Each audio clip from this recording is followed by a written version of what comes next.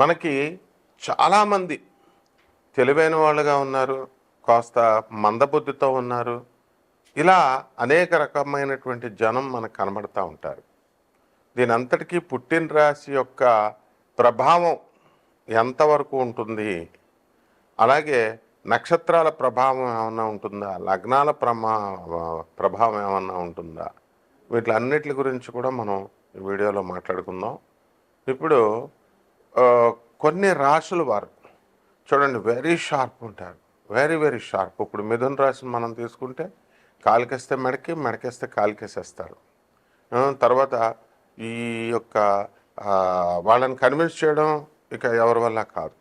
ఆ తర్వాత మళ్ళా మనము వాళ్ళని ఏదైతే మనం చెప్పబోతున్నామో వాళ్ళు ముందు ఎస్టిమేట్ వేస్తారు. ఎక్కువగా మనకి తమిళనాడులో నేను ఐఐటి మెడ్రాస్లో చదువుతున్నప్పుడు వెలచరి అని మా ఆనంద్ మార్గ్ ఆశ్రమం ఉంటుంది, ఇప్పుడు కూడా ఉంది. వెలచరి ఇట్స్ ఐక్యరాజ్య సమితిలో సభ్యత్వం ఉన్న ఆశ్రమం, ఇంటర్నేషనల్ ఆశ్రమం. 300 బ్రాంచెస్ ఇండియాలో ఉన్నాయి. 180 దేశాల్లో మా ఆనంద్ మార్గ్ ఆశ్రమం ఉంది. అక్కడ మేము ఆ వెలచరి ప్రాంతంలో మేము తమిళ స్టూడెంట్స్ని చూసేవాళ్ళం. మాతో పాటు చదివేవారు కాబట్టి చూసేవాళ్ళం. కాలికేస్తే మెడకి, మెడకేస్తే కాలికి. అలా ఐక్యూ ఎలా ఉండేదంటే భయపడిపోయేవాళ్ళం అన్నమాట. సో అంత తెలివితేటలు, పాదరసం లాంటి తెలివితేటలు ఎలా వచ్చినాయి అంటే ఈ యొక్క పునర్వసు నక్షత్రం వాళ్ళకి 3వ పాదం, పుష్యమి వాళ్ళు ఈ కర్కాటక రాశిలోకి వచ్చేటటువంటి వాళ్ళకంటే కూడా మనకి ఈ మిథున రాశి 3వ పాదం, పునర్వసు 3వ పాదం వాళ్ళు చాలా ఫాస్ట్ ఉన్నారు. సో డెసిషన్ మేకింగ్ పవర్స్ వచ్చేసరికి కాస్త డైలమాలో ఉంటారు. కత్రినా కైఫ్ని, ఐశ్వర్య రాయ్ని ఇద్దరిని తీసుకొచ్చి ఎవరిని పెళ్లి చేసుకుంటావో చెప్పునైనా అంటే అప్పుడు వాళ్ళు డెసిషన్ తీసుకోలేరు అనమాట. ఇది ఒకటే వీళ్ళల్లో లోపం. ఆ విధంగా మనము మేషరాశిని మనం తీసుకున్నప్పుడు మేషరాశికి విపరీతమైనటువంటి దూకుడు స్వభావం. దేన్నైనా సరే హుషారు, ఇది మేకపోతే గాంభీర్యం ఉంటుంది, అంటే లోపల భయం ఉంటుంది. కానీ దుఃఖే కమాండర్ ఏం చెప్తాడు, almost all the air force commanders కానీ లేకపోతే ఈ యొక్క ఆర్మీలో కమాండర్స్, ఈ ఆర్మీ మ్యాన్ వీళ్ళంతా కూడా, ఎయిర్ మ్యాన్ వీళ్ళంతా కూడా, నేవీల్ వీళ్ళంతా కూడా ఈ యొక్క మేషరాశి ప్రభావంలోకి వస్తారు, పోలీస్ ఆఫీసర్స్ అంతా. సో ఈ ఆర్మీ వాళ్ళు మా కమాండర్ ఆర్డర్ ఇవ్వడమే వీళ్ళు వెంటనే చేసేస్తారు, దట్స్ ఆల్. సో ఈ విధంగా మహేష్ శర్మ అని వింగ్ కమాండర్ ఉండేవాడు, Tandon air force commander.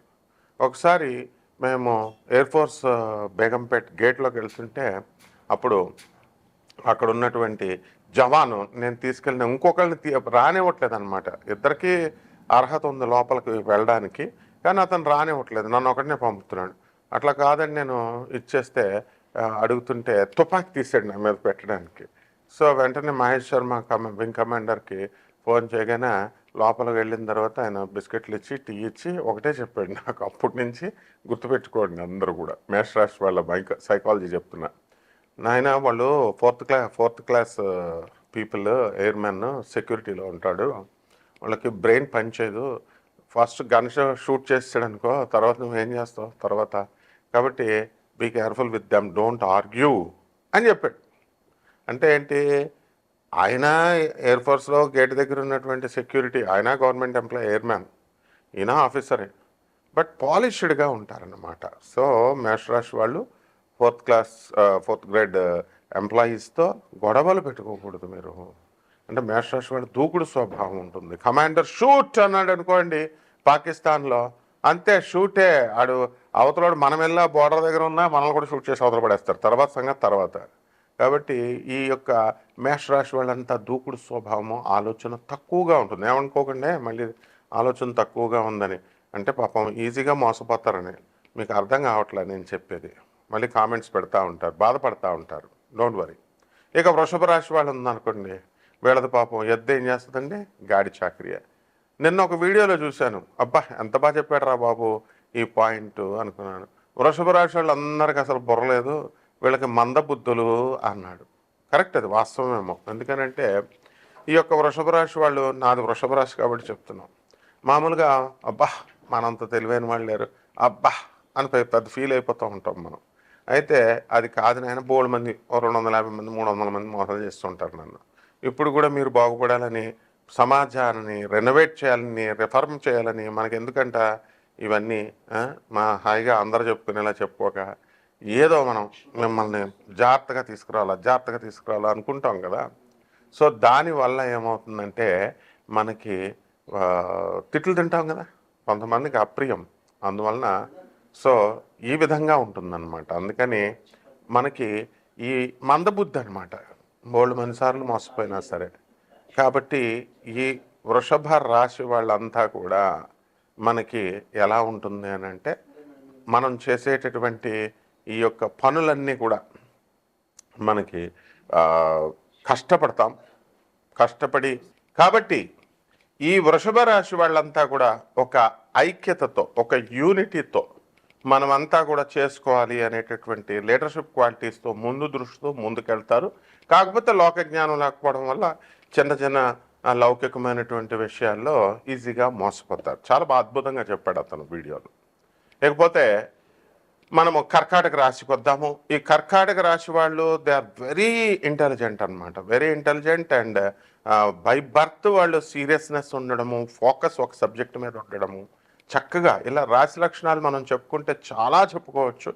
But ఈ యొక్క సంసారానికంటే కూడా వీళ్ళు ఫ్యామిలీ లైఫ్ కంటే కూడా వీళ్ళు ఎక్కువగా కెరీర్ ఓరియంటెడ్గా ఉంటారు, కెరీర్కి ఎక్కువ ఇంపార్టెన్స్ ఇస్తారు.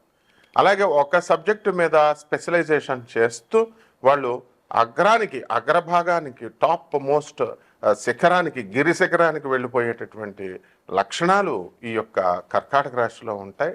అందువలన they are all government employees, ఇటువంటి వాళ్ళంతా కూడా ఈ రాశిలో పడడానికి అవకాశాలు ఉంటాయి. బట్ ఫ్యామిలీ లైఫ్ అంతా కొంతమందికి అంత ఆనందంగా ఉండదన్నమాట. ఇక్కడ ఈ యొక్క రాశి ఫలాలలో మనం ముఖ్యంగా గమనించుకోవాల్సింది ఏంటంటే, ఎగ్జాక్ట్గా మనకి అప్లై అవుతుందేమో అని చూసుకుంటారు జనాలు. బట్ ఇక్కడ కోట్ల మందికి కామన్ ప్లాట్ఫామ్ మీద చెప్పుతున్నటువంటి రాశి ఫలాలు. దానివల్ల కొంతమందికి, ఇప్పుడు ఎన్టీ రామారావు ఉన్నాడు, రామారావు పేరుతో ఉన్నవాళ్ళు ఆయన సీఎం అయ్యాడు, మిగతా వాళ్ళు అయ్యారా? అలాగని చెప్పి రాశి ఫలాలు జరగదనుకుంటున్నారా? జరుగుతాయి కంపల్సరీ. అది ఎంత పర్సంటేజ్లో జరుగుతాయి ఏంటన్నది విజ్ఞులైనా మాకు అర్థమవుతుంది. సో కామన్ మ్యాన్ మీరు ఏం చేయాలంటే, చక్కగా మనం ఆ లక్షణాలు తెలుసుకోవడం, మన రాశి ఫలాలు ఎలా ఉన్నాయని స్కెలిటన్ ఐడియా ఇస్తాము. దాన్ని బట్టి ముందుకు జాగ్రత్తగా వెళ్ళాలి మీ లైఫ్ని. So you have to mould your lifes. అంతేగాని చెప్పేటటువంటి వాళ్ళకి మీరు సలహాలు ఇవ్వడము, లేకపోతే వాళ్ళ ఇది బాగుంది అది బాగుంది. Who asked you to give the comments? Feedback ఎవరిమ్మన్నారు? No, we don't want the feedback. This is all one way traffic. This is my classroom. And if you want to get benefited, please listen or else quit simply. Enough. There ends the matter. So ఇక సింహరాశి, ఈ సింహరాశి దగ్గరికి వచ్చేసరికి వీళ్ళకి leadership qualities ఎక్కువ ఉంటాయి. And డెఫినెట్గా కాస్త ఈగోయిస్టిక్గా వీళ్ళు ఉండడం అనేటటువంటిది జరుగుతుంది. But still then no problem. And ప్రతి ఒక్కళ్ళకి కూడా హెల్ప్లు చేయడం జరుగుతుంది. యుఎస్లో రెసెషన్ టైంలో కూడా మనకి చాలామంది ఈ సింహరాశి వాళ్ళంతా కూడా ఎవరైతే అప్రోచ్ అయ్యారో వాళ్ళకి జాబులు అనేటటువంటి వాళ్ళు, హెచ్ఆర్గా ఉన్నటువంటి వాళ్ళు హెల్ప్ చేయడం అనేటటువంటిది జరిగింది. So to the maximum extent వరకు ఈ యొక్క సింహరాశి వాళ్ళంతా కూడా, ముఖ్యంగా పుబ్బ మఖా నక్షత్రం వాళ్ళు ముఖ్యంగా చాలా ఇదిగా వాళ్ళంతా కూడా హెల్ప్ చేయడం అనేటటువంటిది జరుగుతుందన్నమాట. కాబట్టి ఈ యొక్క సింహరాశి వారికి అందరికీ కూడా బ్రహ్మాండమైనటువంటి అద్భుతమైనటువంటి లక్షణాలని మీరు ఈ లీడర్షిప్ క్వాలిటీస్ అనేటటువంటివి మీరు డెవలప్ చేసుకుంటారు. ఇకపోతే కన్యారాశి, ఈ కన్యారాశి వాళ్ళకి మనం ఏమని చెప్తామండి? They are less stabled mind, సంచలత్వం ఎక్కువ, తర్వాత బుద్ధి బలము ఎక్కువ అని మనం చెప్పుకుంటాం. కాబట్టి వీళ్ళకు కూడా బుధుడు అధిపతి కాబట్టి వెరీ షార్ప్ ఉంటారు. చాలా అనుకున్నవన్నీ కూడా ఒక గోల్ పెట్టుకొని చక్కగా ముందుకు వెళ్తూ జాగ్రత్తగా చేసుకుంటూ వెళ్తారు. అండ్ ఫ్యామిలీ లైఫ్ దగ్గరికి వచ్చేసరికి అది అడ్జస్ట్మెంట్ అనేటటువంటిది అడ్జస్ట్మెంట్ కాలేరు వీళ్ళు. అండ్ ఎక్కువగా హాస్య చతురత అనేటటువంటిది వీళ్ళకి ఎక్కువ ఉంటుంది. డెఫినెట్గా ఈ యొక్క రాశులను బట్టే తెలివితేటలు అనేటటువంటివి ఉంటాయి. వీళ్ళకి బుద్ధిబలం ఎక్కువ. మెగాస్టార్ చిరంజీవిని మనం తీసుకుంటే ఈ కన్యా రాశిలోకే ఆయన రావడం అనేటటువంటిది జరుగుతుంది. తులా లగ్నంలోకి వస్తాడు. కాబట్టి ఈజ్ వెరీ ఇంటెలిజెంట్. ఆయన వేసేటటువంటి స్టెప్స్ అంతా కూడా సక్సెస్ స్పీక్స్. ఎవరు సక్సెస్ అయ్యారు అనేటటువంటి వాళ్ళు మనకి ఎక్స్ట్రాడినరీ ఇంటెలిజెన్స్ అవసరం లేదు. Success speaks. సక్సెసే మనం సక్సెస్ ఉన్నారంటే వాళ్ళకి ఏదో ఒక యాంగిల్లో ఒక రకమైన తెలివితేటలు ఉన్నాయని అర్థం అనమాట.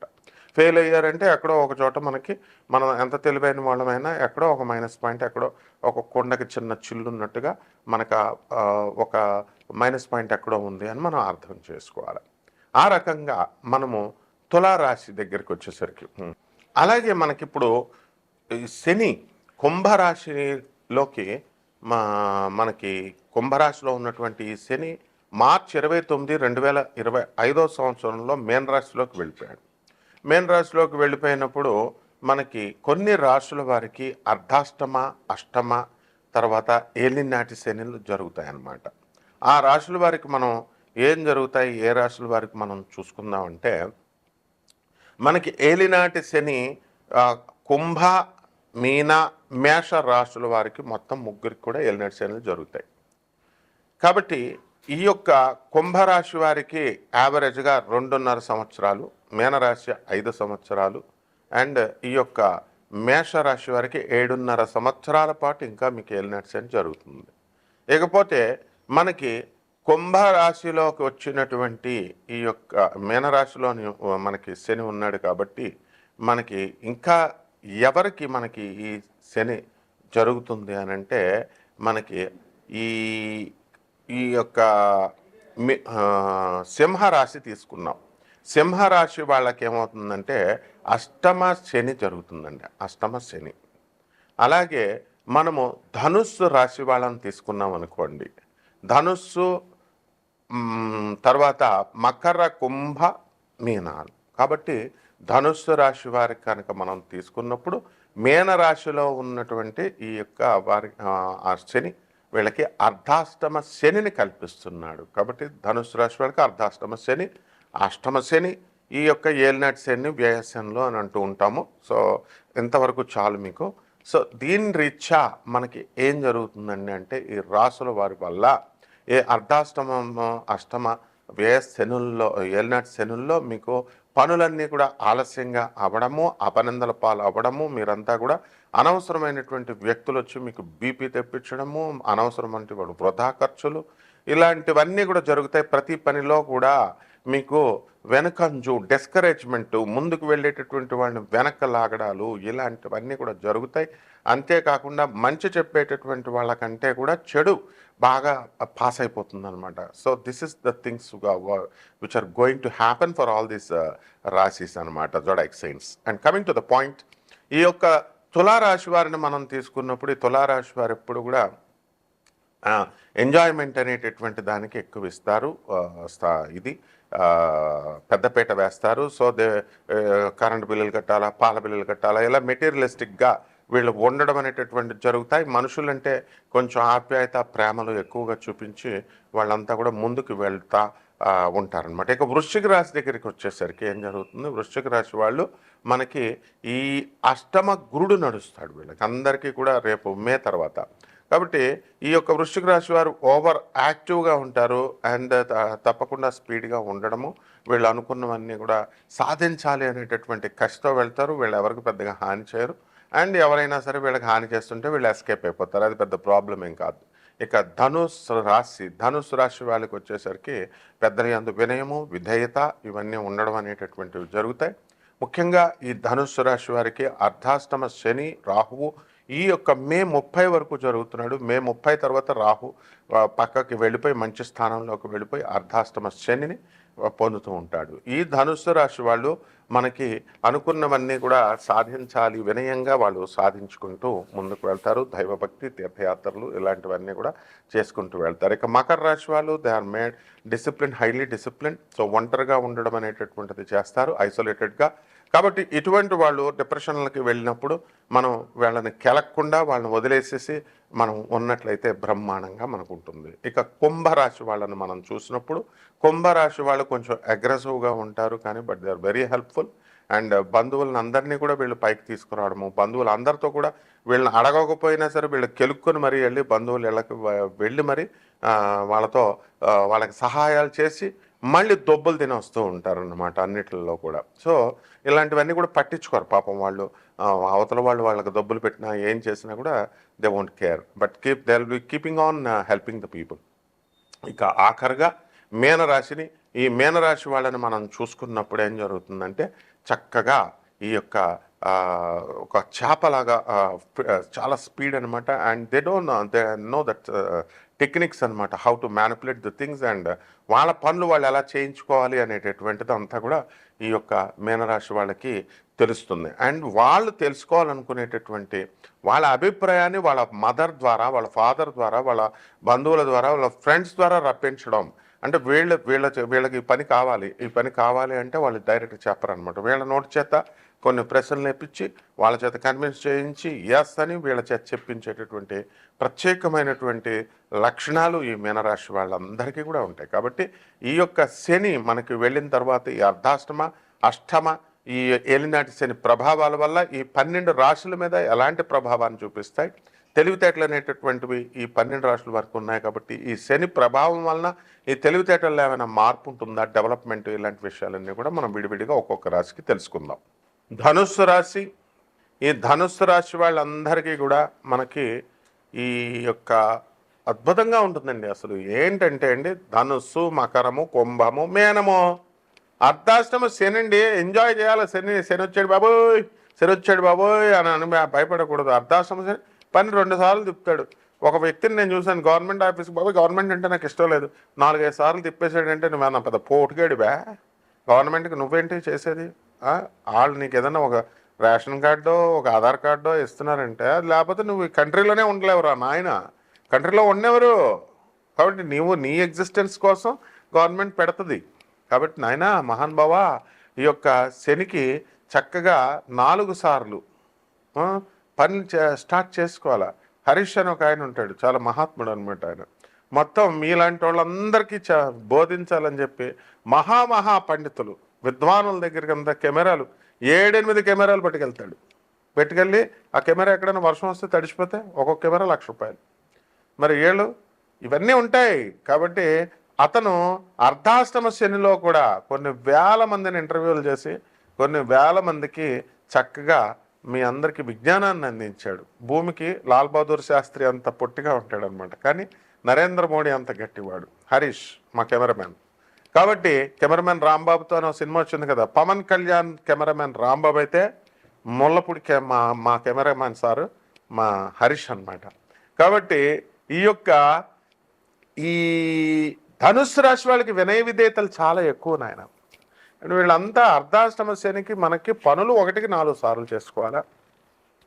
తర్వాత ధనాలు కొంటామా, స్థలాలు కొంటామా, ప్రతి ఓడికి ఉంటాయి, ఇల్లులు కొంటామా. అది ఏం సినిమా, హస్తర్ ఏం సినిమా అది, కుంభాట్ సినిమా చూడండి. రిస్క్ తీసి ఆ రిస్క్ చేసి ఆయన హస్తర్ అనేటటువంటి దేవత గోచి లాగి బంగారు కాయిన్స్ చేస్తాడు. సినిమా కంపల్సరీ చూడండి మీరు. అంటే అంతంత రిస్క్ చేస్తే డబ్బులు వస్తాయి. ఊరికనే ఇల్లు కొంటామా, ఏమన్నా ఉద్యోగం లేదు, ఏం చేస్తున్నావురా నాయన అంటే ఖాళీగా ఉన్నాను అంటాడు ప్రతి ఒక్కడు.